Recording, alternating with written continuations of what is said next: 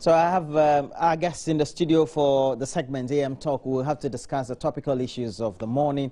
And Patrick Yabwama is the Deputy Minister for Water and Sanitation. Thanks for joining me, sir. Thank you. Good morning. He's also Member of Parliament for Kankwe Central. And we also have Dr. Clement Park, Member of Parliament for Busa South.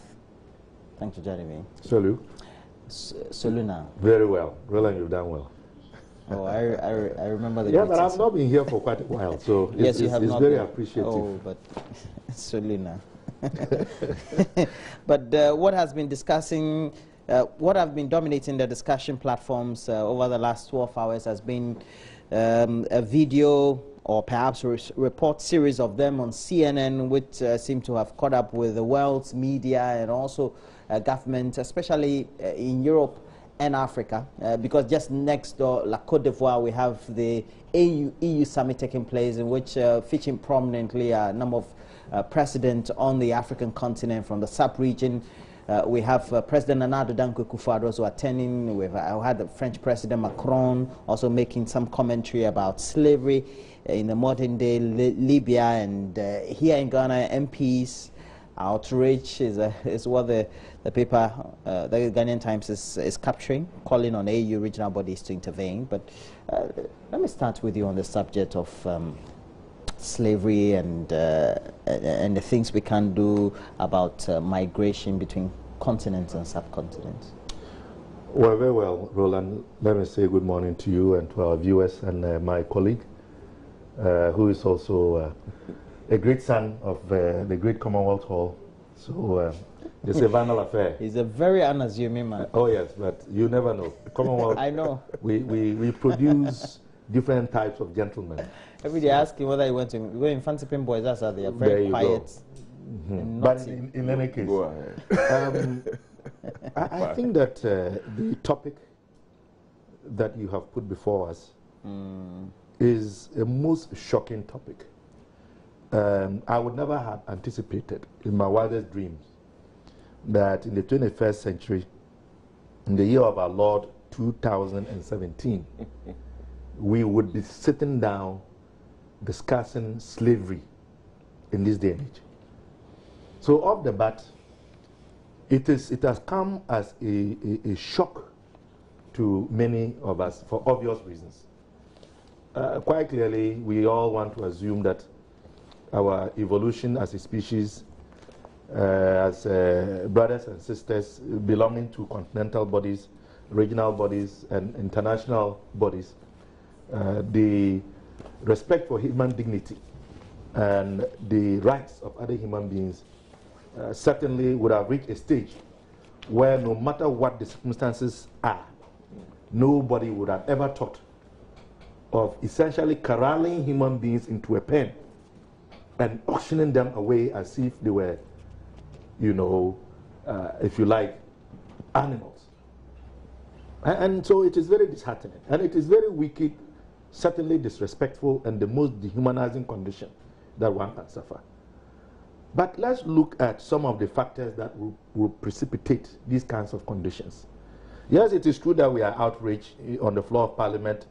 A statement was made by the chairman for the Foreign Affairs Committee, ably supported by his ranking member on our side, and almost everyone who spoke was certain in condemning this act and calling for an intervention.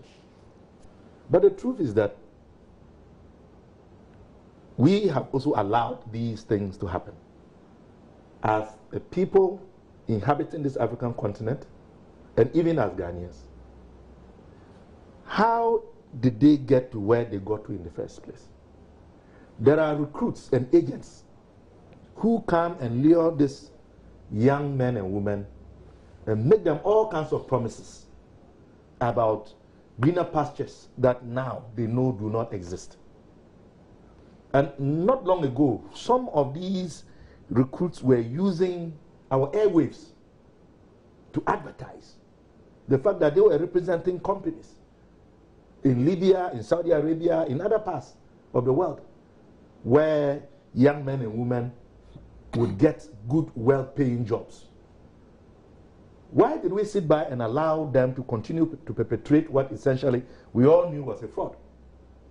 Luring our young men and women into servitude and slavery. So whilst we condemn it and then we are asking for the AU to intervene, and I argue that Ghana must take a leadership role in championing the fight against this act of gross disrespect for human dignity, we have to bring this to an end. And if it is going to take a military intervention, so be it. Is it not disgraceful and disheartening that a nation that we consider a sister nation is where black Africans are being sold and auctioned off as though they are not human beings? Yes, it is true that Libya certainly is a nation that is in crisis. It's almost a They are trying to get themselves back on track and to get reorganized. But do they have to go to this extent of engaging in such gross acts of inhumanity? Are they now saying that those of us who are black Africans are not human enough? What has changed? What has caused them to engage in this type of despicable act? So yes, there has to be an intervention, and we should all be outraged. But we must also address the underlying factors which would cause these young men and women to put themselves in what is essentially harm's way and perhaps a journey of no return. Because the reports indicate that some have died and have been buried. We don't fully know whether there are Ghanaians who perhaps have become victims of this modern-day slave trade. And we are hoping that the ministry will do its checks. We don't have a mission in Libya as of now, but we believe that our diplomats and the staff of the Foreign Service, they will be able to activate other avenues to properly check and confirm. Because I certainly have reason to believe that Ghanaians will have been victims, because, you know, the commentary coming from the international organization. Well, we're told that three Ghanaians also were part of those that were sold, exactly, so to speak, but there are none of them who have been in these. So it's an issue. So the commentary is still coming, but of course it's difficult to get concrete information by virtue of the fact that the country is still segmented and portions are controlled by all kinds of elements. So definitely we must find alternative ways of ascertaining how many of our citizens may have fallen victim of this, but we must put in place immediate measures to try and rescue as many Ghanaians who have found their way into those detention camps and slave markets in Libya as soon as possible. But we also have a role to play. Let's do the right thing and let's stop deceiving our youth and making promises to them when we know what is happening on the other side is not greener pastures, but slavery, as the evidence now shows.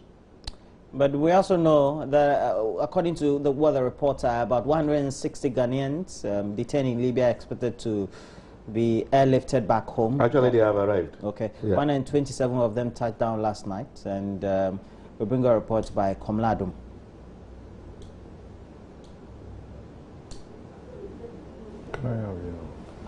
Well, so, but let me get to you. At the end of the day, we know that we keep airlifting them and telling them, and I have covered this 10 years ago. I did this.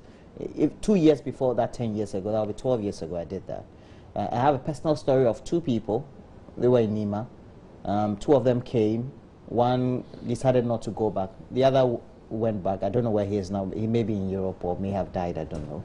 At the end of the day, consistently, they want to go back. There should be a certain rationale for it. Thank you very much. Good morning to you, Roland, and your viewers. It's sad for us to be discussing this issue in this day and age. I take a cue from the President's statement that it's been scandalous and affecting the very fabric of African unity. Why do I say so? There are about 5 or 6 issues that have crystallized under international law to the level of treaty and customary international law. 1, slavery. 2, apartheid. 3, wars against, crimes against humanity. genocide, crimes against humanity. These are all issues that the world frowns upon. And for that matter, countries, including Libya, have all assented to and has become treaty laws and or customary international law. You ask yourself, how and why did we get to this stage? The removal of President Gaddafi by the French and other allies has led to Libya being a very disorganized country with 3 governments. You don't know who has command and control over the country. 2, the young people within this part of the world also feel that they must travel and enjoy some better life somewhere. Question is, how do you enjoy a good life if you are going to be treated this way? African governments or leaders ought to expand the economies of their countries, give hope to the young or the youth, get rid of corruption, and get the youth to believe and understand that there is hope, there's a future for them, there's prosperity for them if they live in their respective countries. That is the whole crux of the matter. Because if the youth or the young people continue to believe that they live in their respective countries without any hope, without any confidence in their government, corruption and other related matters that are not dealt with to give them the said confidence, they could easily be lured into this kind of adventurous situations. CNN broke the story to the extent that some leading figures around the world even called it fake news. But lo and behold, the evidence is before us, and we have got to confront it. The AU is meeting. President Macron arrives in this country today. The Prime Minister of the Netherlands is also arriving. Estonia is coming. The Queen of Denmark left us a couple of days ago. Through President Akufo-Addo's diplomatic skills, through his contacts with his brothers across the continent, I believe Ghana has got to take a leading role in bringing some of these issues to the fore and talking about it with all the force and the seriousness that it requires. Because you cannot sell your colleague or brother on the market like sheep and goats. God forbid. And I believe that the African leadership must take this matter seriously and deal with it once and for all. We are sitting down and we are being taken for a ride and we are being used, and to the extent that we are now being sold. This is 21st century slavery. Nobody thought about it or has ever thought about it. I must commend the Ghanaian government for taking such a rapid action or response, to the extent that 127 of our nationals were flown back. We're told that 3 of them have been sold. And the Foreign Ministry, through our embassy in Malta, is working seriously on this. I know Her Excellency Mercy Bampo has been to Libya. She's been to 5 or 6 of the major detention camps to ascertain and also find out what she could do to assist Ghanaian nationals who have been caught in this trap. That is what has led to our brothers and sisters being flown back home. It's a good step. We must do more. We must give hope and confidence to the youth who are easily sent out there as if something better is in Europe. But once you get there, you come to terms with the fact that we are better off living back home and enjoying the little that you had. Because you go there and you ask yourself, hey, is it hand to mouth? Am I going to be sitting in my living room watching TV every day, go to work, come back home, no social life, you are stressed out and what have you. So it's an issue that we must confront. Slavery has been outlawed under international law, and Libya and anybody engaged in that activity has to be criticized. Those who caused the Libyan problem must also take the lead in resolving it, and that is where the solution is, Roland. But that's where we also bring you that story about Komladum and highlighting the arrival of 127 of our compatriots from Libya. Let's watch that story. We'll make some commentary on it, and then we'll move on also to discuss more on what the intervention has been from the French President Macron as he joined other EU leaders in that AU-EU summit that took place in La Côte d'Ivoire.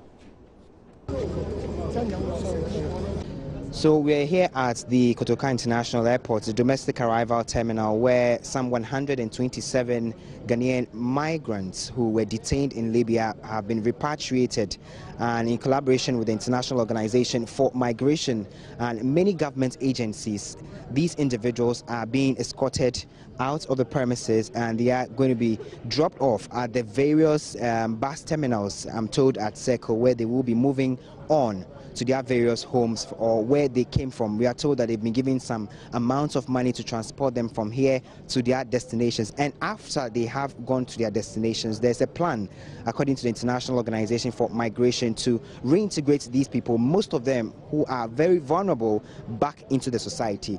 We'll be interacting with some of the migrants themselves to have first-hand experiences of what they went through when they were in Libya and the torturous experiences they've had to undergo at the hands of some of the Libyans. I was headed for Morocco but got stuck up in Libya, so I decided to travel to Italy. I was arrested on the sea. From that point, what was the treatment? Then I had a year more.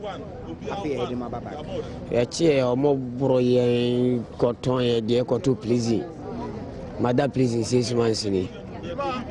After prison 6 months, almost on back to deport. No, I'm saying yes, I come by for. And so I'm anti bida. And I'm indigenous. My brepa, we were maltreated. Some of our colleagues were sold.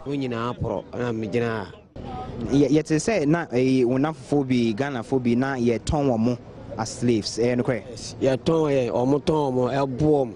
Except for Baby Tranquil. Ghana for count. Ghana for the Africa blast for the Juma Muya and Omutiko ton be at $3,000. Some of our colleagues were sold as cheap as $3,000. Well, now, Babusa, Nipe Wuro, a dozen Munyanka. Yes, Italy, Libya. Nay, you're quite. You're quite. I know what watching wants to do. What's in the UN? Ah, no, if you or UN, Libya. I was really tortured. I have been hardened by this experience. Libya, what the actual bomb, the point I saw some of my colleagues being shot in the leg, it was a truly terrible experience. Second, I was cut with a knife. Libyans, no chum second. Asthma boys catch me, sit up and calabush me. You say calabush means catch you. He take me to that uncompleted building for 6 months. Every day we give you this. If you give you one umza, this one, Libya call umza. If you give you one, 2 o'clock in the afternoon, no go give you any food.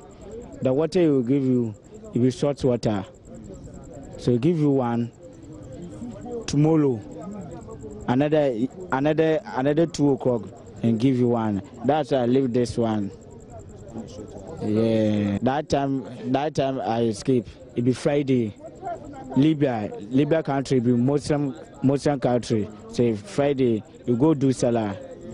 Yeah, and Nigeria boys 2, Gambia boys 2, and Ghanaian boys catch the Asma boys 3. They are plenty, but you go do Salah. So 3 days he catch and tie him and break the door. but desert is a plenty. We will be speaking in a very short while to Country Director for the International Organization for Migration, who has been coordinating this process so far since we came here. She has been coordinating the process. She has been seeing to the smooth running of the process, getting the migrants from the tarmac, getting them onto the arrival units where they are getting fed and getting nourished before they are transported from here to the various coaching terminals in Accra to transport them onward to their various locations. They're very relieved to be back in Ghana. You could see, despite the fact that they're extremely tired, some of them are malnourished, some of them are sick.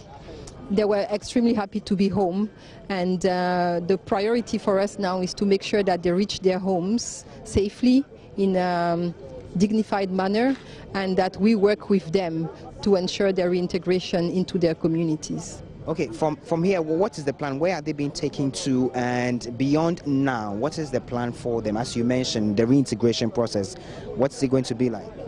So some of them are very vulnerable, and these ones, they deserve priority treatment in terms of receiving psychosocial support, health treatment, direct assistance. So when they have arrived, all of them have been registered with IOM, and they have received cash on arrival so that they can cater for their immediate needs. We are also organizing transportation to the main coach stations in Accra, so that for those that are not staying in Accra, which is the case for a lot of them, they have the means to go back to their community of origin.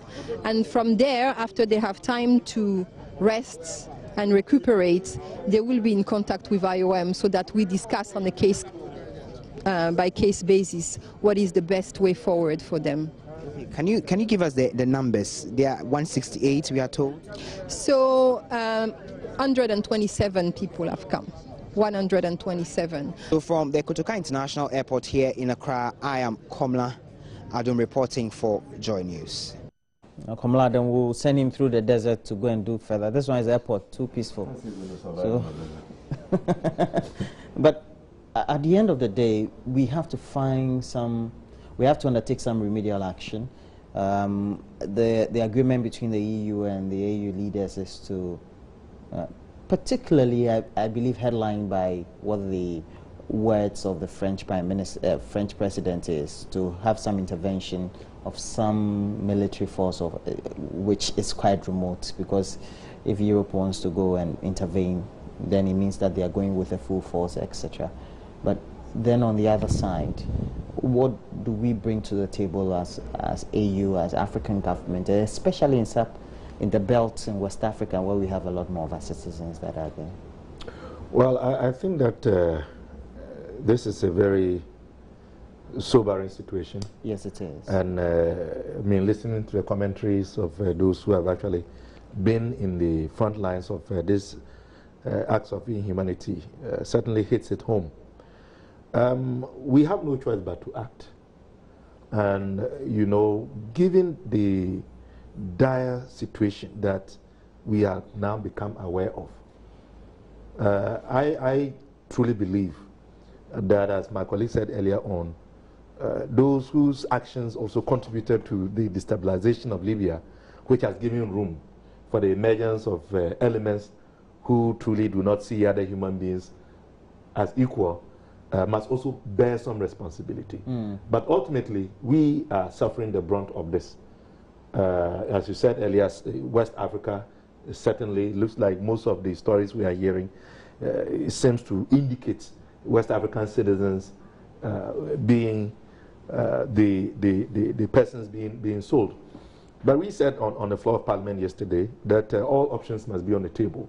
There's no reason why the African Union cannot, you know, call an extraordinary session to look at this issue, probably put together an elite force to be able to go and then rescue the many other citizens who are still being held bondage. It is possible. It can be done. Libya is a desert-ridden country. But we have... you go to Benghazi, they have a different... but that is why I said an elite. You go to Set, it's another faction. You go to Tripoli, that's where you have the UN-backed... I agree. But that's why I said an elite squad It has been done before. It can be done. Don't underrate the skills and the talent of our African armed forces personnel. They can do it. They just need the right motivation, the right equipment, and the proper orientation. I mean, if the Americans were able to track down Osama bin Laden, why should it be difficult for us to put together a squad to go and do a service to humanity? But even in Ghana, when things happen in Yendi and Bimbala, we find it difficult. It's serious. That does not mean that we are not capable of Libyan taking action. issue, for me, doesn't require all this intervention. Yeah. I believe that the African Union, the European Union, the United Nations and its Security Council must put together a very strong team, let's say about a 7-member team, to go to Libya on a diplomatic and go and negotiate something. Talk to the different warring groups or factions, understand the real issues on the ground, call for a summit of the AU and the EU to discuss the report from this fact-finding body. But people are dying and they are being sold. Do we have the luxury of time? It's not about the luxury of time. If you want to rescue those who are being killed and you go in, and by the time you get there, they will have shot everybody, what would you have achieved? Those holding them ought to be spoken to. We need to understand why. We need to go into the merits of the issue. Otherwise, if we decide that, oh, we are going to take them on, we are going to fight them, you end up going to see mass graves and uncover a lot of people being killed and I think that Boame's points. So I think we must go with a diplomatic solution to start with. I think all must be on For example, the Telegraph is reporting that Macron says it's not about declaring war. Libya is a state in political transition. But he called for individual financial and fiscal sanctions against human trafficking networks, which he said had close links to terror groups in the area. The plan could also see up to 15,000 people flown out of Libya, including some of our citizens. And another plan, source countries will have to come to a holding center in Tripoli and take back their citizens. So more like a center everybody's taking from. Yeah, you see, well, my problem is that this is a very dire situation which currently the reports we are getting indicates that time is of the essence. So ideally it would be good to go the diplomatic route, but the other problem we are facing is Libya itself is not the Libya that it was before. The segmentation and all of that. And these are definitely people who are refusing to be reasonable. You know, which reasonable human being would sell another human being? Come on, boys. And Kinsley for her boys, Katangis. No, but Roland, which reasonable human being would sell another human being? Patapa life. So you are dealing with criminals. Kinsley for her boys, you are dealing with criminals. Boys, Katangis. Well, my preference is that they always go and rescue you with military intervention. But diplomacy, I think, should work because those people have no understanding of what territorial sovereignty and integrity and all that. So it's a state in anarchy. Well, so let's try all options. But I think the military option must also be on the table. So we have the routes, and the migrant route usually is being, if you read a lot more of the international media and what the literature says. So when our people live here, if it's Nigeria, they take northern Nigeria, go through Niger, connect it through to connecting links either through Niger to straight to Libya, or they go through Niger, from Niger, they go to Mali, Algeria, Morocco is there. Then when they get to Morocco, they can also get to the central route through the tipping point of the Mediterranean through to central Italy, and then they go to Greece sometimes when they have to go through Egypt to Turkey and all that. So it's Morocco to Guinea. Now Italy has seen arrival just this year of 116,632. Spain has seen 19,431. And then Greece has seen 26,894. And then Cyprus has seen just a little above 1,000. Many of them African migrants. Beyond, let's say, Greece, etc., they get to see the refugees from Syria and some of the warring areas in the Middle East, but mainly they are sub-Saharan African countries. You never even see South Africans or Tanzanians and all that. I mean, mainly it's just West African countries. You know, we're just there. We're doing our thing out there. MPP new rules.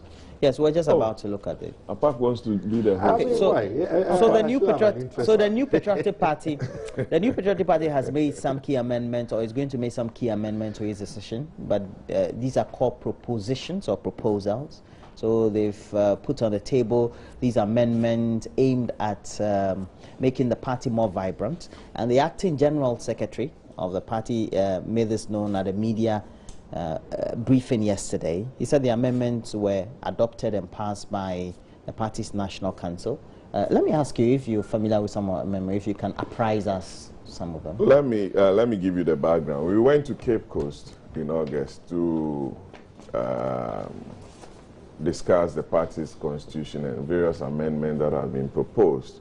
We couldn't come to an agreement on some of them. So the Congress mandated Council to appoint a team to look into all those proposals and make recommendations, so we could convene an extra an MPP extra delegates conference to discuss the said proposals. The committee presented its report to Council yesterday, and Council has agreed to convene this extra delegates conference in Kumasi on the 17th of December to discuss the proposed amendments and adopt or reject them. National Council also took certain decisions that if you are a DCE and you the National Council is the Council of Elders or the party? No, Council is the highest national decision-making body of the party after conference. Took a decision that... And it's made up of? The president, the vice president, regional chairman, MPs, and 5 members from each region. It's the executives of the party? Some are executives, some are non-executives. Okay. No. And Council agreed that if you are DCE, Metro Chief Executive, and you have the intention of contesting as a parliamentary candidate, you ought to resign 3 years before the time. My view is that this decision or proposal ought to be extended to certain CEOs of some state-owned You're afraid your seats, they'll come for your seats? No, you see... It's meant to protect you guys, right? They are even stronger than some of the DCs. I'm saying this decision is supposed to protect you guys. It's not about protecting. It's about making MPs focused on their jobs in Parliament. Because you cannot win an election and in 1 year you still have your mind back in your constituency on election. It divides your attention. You are not focused. You are always thinking of protecting your seat, because you cannot be in Parliament and 2 years you lose the primary and not come back. It affected us, and the attrition rate in Parliament is very high. So as a forward-thinking party, the party elders and leadership of the party has thought through it and its effects and implication on MPs, their performance, and the government. Don't forget that majority of the ministers are also members of Parliament. They combine their executive roles and their parliamentary roles. And they ought to be focused in ensuring that the party delivers on its mandate. If the party under the president does not deliver, how do we fight and sell a good message to the good people of Ghana come 2020? So it's a good decision by Council, and I pray and hope that Conference or Congress will adopt some of the tight measures that the party is introducing. It's going to go a long way to bring about unity and also demarcate the rules and the roles of each person within the party's rank and file. That if you are a DCE, you are put there to ensure that you carry along the president's vision within the context of our constitution and local government, not to undermine your member of parliament. If you want to be an MP, the party says resign 3 years before the time, and now is the time you can take the decision. This is brutal. You have to choose between being a member of parliament and a DCE. This is brutal. What is brutal about this? You need to coexist. It's not brutal. We need some stability within the party front to ensure that the vision of the party within our 2016 manifesto is achieved. And we need that. And I am saying that this directive ought to be extended to CEOs of companies that the president has appointed. That is my opinion on this matter. And I know that usually when the MPP does something, the NDC will follow. It's not usually. When you try to initiate something yourself, it didn't hold. It's not fair. Let to one of it's not fair. One of the various reasons ascribed for you losing the last election being one of your propositions being rejected by the electorate. In the history of you don't like my comment. In the history of every we are the pace setters, so every organization. there's nothing wrong follow with the MPP. When you try to move to your own. You appraise your conditions, your rules of engagement vis-a-vis the realities, and you adjust as needed. An organization that does not seek to look back, reflect as a basis of moving forward, certainly is bound to become extinct. And so I applaud them for looking at the dynamics within their party and coming to the conclusion that they are better served as a political organization by adopting and implementing this directive, which is that to contest as a member of parliament, if you are currently an appointee of the president as a district chief, metropolitan, or municipal chief executive, you ought to resign 3 years ahead of time. Definitely, a number of my colleagues will be happy, because we all know that in this country, since the inception of the Fourth Republic, there's always been that tension between members of parliament and MMDCs. And not only that, and even party chairman, and you know the running joke. And now he has even added the new dimension this morning. The running joke is that every DC is an aspiring MP. Well, some of them take that route. Well, yeah, a lot of them. So some of the MPs currently in parliament took that route. Yeah. So the fact is that if the MPP has decided that this has been a very worrisome matter, and they have decided to put in the rules and regulations. I think that we would all observe to see how effective this new policy direction that the party has adopted goes. But I think it is most interesting that Honorable Boama is actually asking for the range to be extended. The range to be extended. The parameters. Yes, bringing the in boundaries. The CEOs of public institutions and agencies. I think he has reasonable cause to think that. Let's say, for example, they must also one day if you have they must also be the Director General of GAPOA or GMPC contest, you can't. Yeah, you can't but match they him. have in the past. You can't. I know. you can't match him in resources. That is what I'm saying. So it's an interesting dynamic, but I think that if they are, where they are better paid than the MP. We wait to see how effectively this will be implemented. I say so because if you remember in the run-up to the last election, when the MPP was to go for their primaries, there was a directive that sought to give priority to females, if you remember. Which was shut down. It was shut down, it collapsed. So the point I'm making is that just because this has been put in the public domain. Now listen, it was shut down mainly by those in the I am saying that just because this has been put in the public domain does not mean that it is going to see the light of day. Because remember that the number of the MMDCs at the time we were in opposition. Who have an interest. And the president has appointed MMDCs. Dr. Park, yes. Don't try to create this. Nobody will resist anything. But let's be realistic. I listened to the General Secretary, is it John Boedu? That's correct. And he cited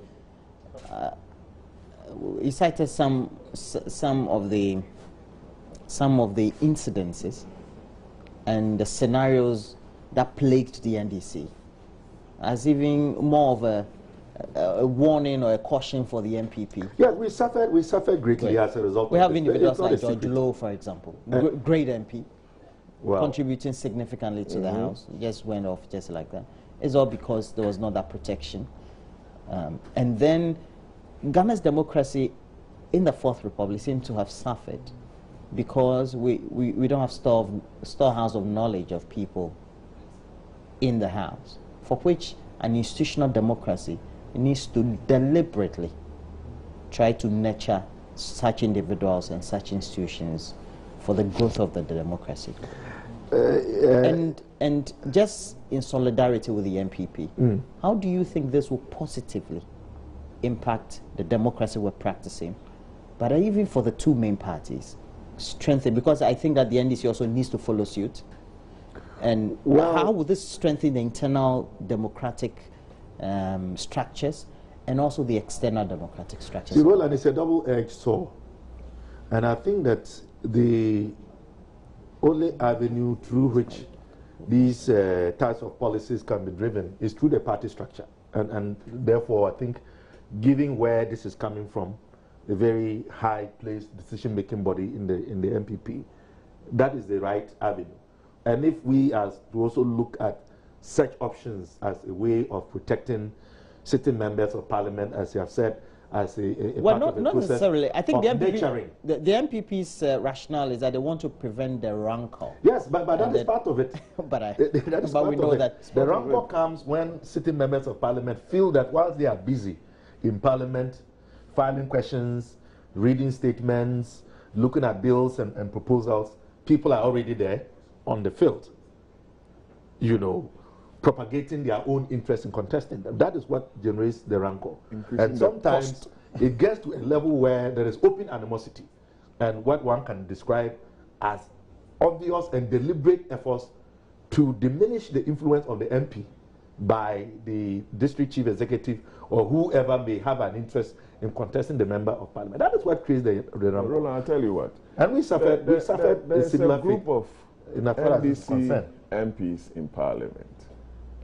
Apak, Kujato, Dongo, Suhini. They're coming up. If they hadn't met Haruna Idrisu, let me start with Honorable Bagbane, Haruna Idrisu, Muntaka, to give them that protection. Coaching. You find out that most of their solid guys are out of parliament. The 97 group, which the President, His Excellency President Kufuor was part of, in parliament, we only have Honorable Chairman Sabos. What are we building? Bagbane was part of the 92 group. Yes. What are we 93. building? You go to Congress, you go to Senate, 40 years. 40, 50 years. They talk on authority. 30 years. They've seen it all. They talk on authority.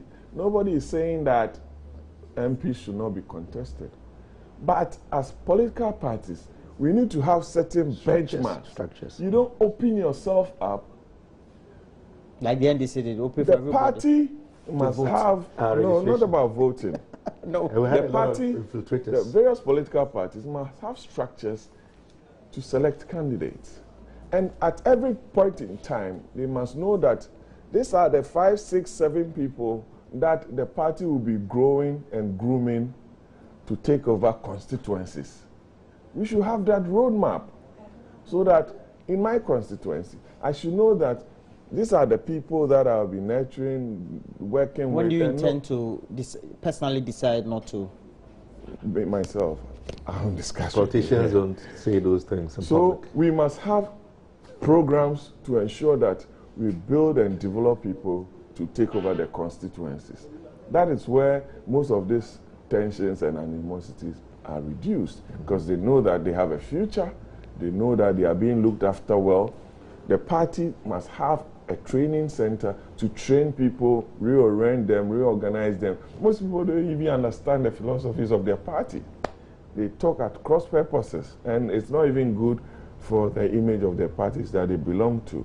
So I believe that as we grow, parties must always learn and re-strategize, reorganize, rethink, and also change the various rules that affect their growth and ensure that various rules and procedures are put in place to ensure that the party attains its vision in successive elections. That is my... Well, before we wrap up the discussions on this subject, let's now go to John Boedo, who is the General Secretary. He met the press and get some authority from the executive man himself. To officially communicate the decision of the party's National Council at its 5th General Meeting held on Tuesday, November 28, 2017 at the M Plaza Hotel. The National Council, as I've already stated, is the second highest decision-making body pursuant to Article 9B of the party's constitution, has unanimously resolved that all persons serving as metropolitan, municipal, and district chief executives who wish to contest as parliamentary candidates in constituencies where the party has sitting members of parliament are not eligible to contest unless they resign from their current positions at least 3 years before the ensuing national general elections. The council also resolved that the regional chairpersons, regional secretaries, regional treasurers, constituency chairpersons, constituency secretaries, and constituency treasurers are also not eligible to contest as parliamentary candidates in constituencies where the party has sitting members of parliament unless they resign at least 3 years before the national general elections. The council adopted this resolution upon conviction that these decisions are in the best interest of the party and governments. As for national chairperson, general secretary, and national treasurer, the constitution already debars them from contesting as presidential candidates and members of parliament. We are only extending it so that it will be consistent and coherent. So we are saying that all these positions, if you are a member that holds this office, continue to hold the office. If you want to contest as a member of parliament, you have the right to do so, but you do so 3 years before the general elections. For emphasis, these decisions only apply to constituencies where the party has sitting members of parliament and does not apply to orphan constituencies. That is, constituencies where the party does not have sitting members of parliament. As part of this resolution, Council has directed all the 10 regional executive committees to organize an expanded regional executive committee meetings comprising constituency executives to brief them on key amendment proposals that will be considered for adoption at the extraordinary delegates conference. Also, National Council passed a resolution to extend the mandate of all 7 officers of the party at each level of the party by 3 months following the expiration of their 4-year mandate to allow for primaries to be conducted. National Council at this meeting also adopted the report of the ad hoc committee set up to review and streamline the proposals for amendments to the party's constitution, subject to approval and final adoption by National Conference. The NPP will hold an extraordinary National Delegate Conference pursuant to Article 95A of the party's constitution on Sunday, 17 December 2017 in Kumasi, the Ashanti Regional Capital, as communicated in a notice issued by myself yesterday. This conference is being held primarily to consider and adapt the proposed amendment to the party's constitution. So, very insightful, but yeah, just to conclude, I think that we would wait to see how it goes. But I think that you know, if the party has decided that this is the best way forward in terms of reorganizing and putting itself in readiness for a gargantuan defeat in 2020, then of course they are welcome to continue. Well, and we are just entering the 12-month, and the NDC is thinking of election 2020. Of course we have to. If we are able to implement 70% of our programs, I tell you, NDC, there will be no match. I'm telling you. That's why I urge our party rank and file to be focused. Ghanaians didn't vote for us to come and serve 4 years. Ghanaians gave us this massive victory to win successive elections, 5, 6, 7, 8 elections in a row. So we ought to be focused, support the president and his team to deliver. Once you deliver, you have you deliver, and you have a chance to win every. I think 5, 6, 7, 8, 9, 10 elections in a row, because we are the party of this country.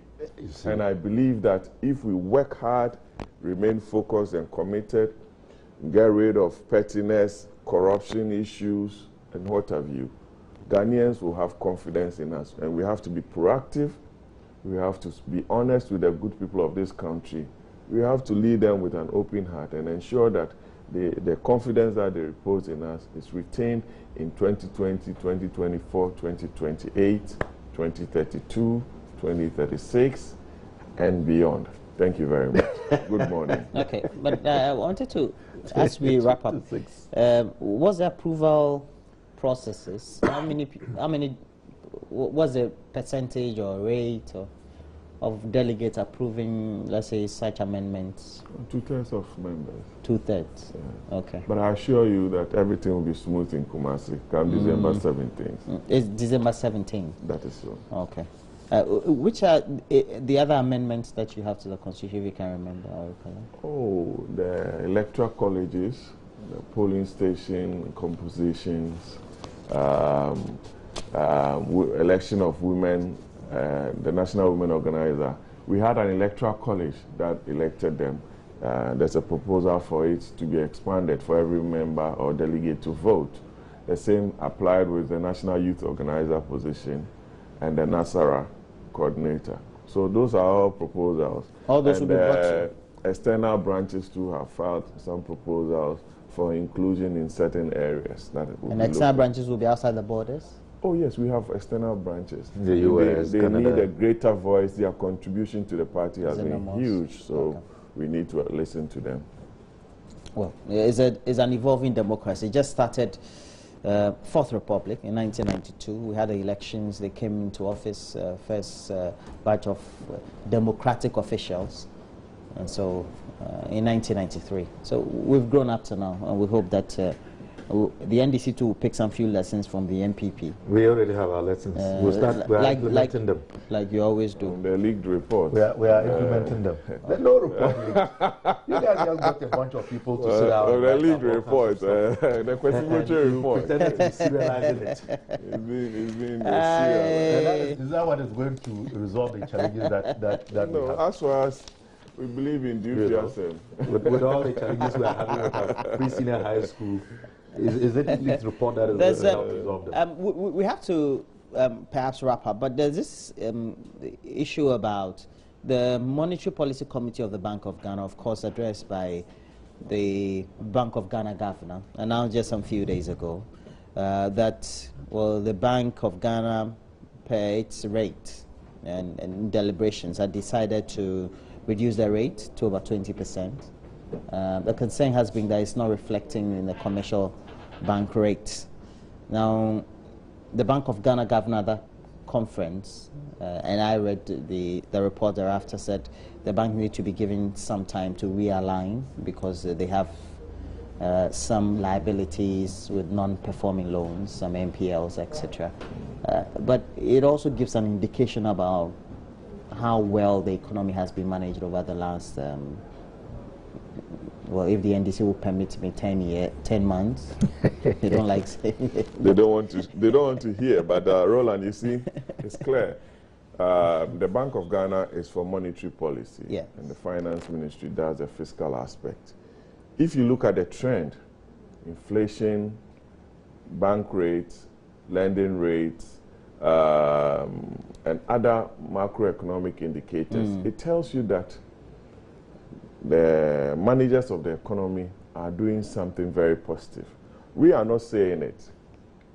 The external rating agencies, Fitch, Standard & Poor's, and what have you, have also recommended the bold steps being taken by the new governor of the bank. This is not to say that we don't have challenges in the economy. We always have challenges, but you need people who are very serious, like Dr. Addison and his team, with his fiscal partner, Kenneth Friata, to always have that synergy to ensure that these indicators that gives confidence to the investor community is attained. Two, you talked about the basis, the bank rate, Bank of Ghana lending rate being reduced to 20%. It's not magic. Work went into it. Inflation, 11%. Deficit, now we are targeting 6.3% for next year. Bad loans have reduced. You're talking about, how do you call it? The ratings by the international agencies to be positive and what have you. Somebody will say, oh, it hasn't reflected in our pockets. We are still, the economy is still tight. But that's true. Let me tell you, how did we get there? We need to restructure and reorganize to be able to ensure that the right indicators and the right messages are sent out there to ensure that money, or what my brother will be talking about, is reflected in your pocket. Because if you open up the economy in such a way that there's so much indiscipline, you don't borrow at competitive rates. You're always on the domestic market borrowing. You are crowding the private sector out. Then you have challenges in expanding the economy to creating jobs. If you don't create jobs and people don't get the right jobs to do and the right salaries, how would they feel the money in their pockets? So in effect, you're saying it's just a trajectory. You go from the medium to long term, and ensure knowing that you... Yeah. Money comes into that's a good education. Because he has been, for the past 11 months, he's always received his salary. Who? On time. On time. Well, there are many others who have not been receiving their salaries. Look, Roland. We have to wrap up. I'll give you 2 minutes. Unfortunately, I don't have the time. Very quickly. I have a very good prophets in the house. The truth is that the central bank and the governor, they can showcase and climb on their, if you like, soapboxes and scream how well the economy is doing, but the Ghanaians know that that is the opposite. You have heard the several complaints about how it is becoming difficult for businesses to thrive. You've heard the complaints from Aboso Kai. Those were from last year. This year? Yes, you've heard the complaints from the importers and exporters. And so if the central bank wants to put out these figures that some of us even question, given the fact that the budget statement for 2018 did not even indicate or capture Ghana's total debt stock, on the basis of which we should be able to calculate. The total debt stock is what? We don't know. The finance minister didn't say it. It's not in the budget. But you don't need to get it from, you can get it from the Bank of Ghana. No, it's in the budget. How can you count a rate? 138 billion. And it has been stable since September, October, with all of the other borrowing that government has borrowed. The economic outlook was stated. APAC knows that. I wouldn't speak much. The good people of Ghana would judge. And if we are to talk about the inflation, how do you... So you're saying that the economy... When there's no... You're saying the economy is terrible? It's not going well. People are complaining. Is it worsening? Get your team Is it worsening from last year? Get your team to go out. APAC is not complaining. Get your team to go out. Dr. Clement Apak. And interview 10 Ghanaians. Dr. Clement Apak is a member of parliament for Busa Sound. Thank you, Dr. Wouldn't let me land. It's okay. This is a false land. It's okay. I said learn from the MPP some of the new production. Okay. You speak the language. No, I don't. I try to confuse Patrick Yabuama is a member of parliament for Okankwe Central. Thank you very much, Roland. And good morning to Okankwe Central constituents. That's right. So the president has been kind to us. he's elevated our constituency and Okankwe North into Okankwe North Municipal Assembly. Thank you very much. Hence, the DC should not try to contest you. So they did that, they followed up with this amendment. That will be firmed up when they have the conference in Kumasi on December 17, I believe. Okay, so we'll be having the studio, Prophet Samson Amwating, and I would say that man come from a string of handsome prophets. I don't know, maybe their father is handsome, I don't know, but he'll be in the studio alongside Dr. Gabriel Amwating Bwahing. Please, we have a lot more to talk about. It's all gracious inspiration leading to the Yuletide.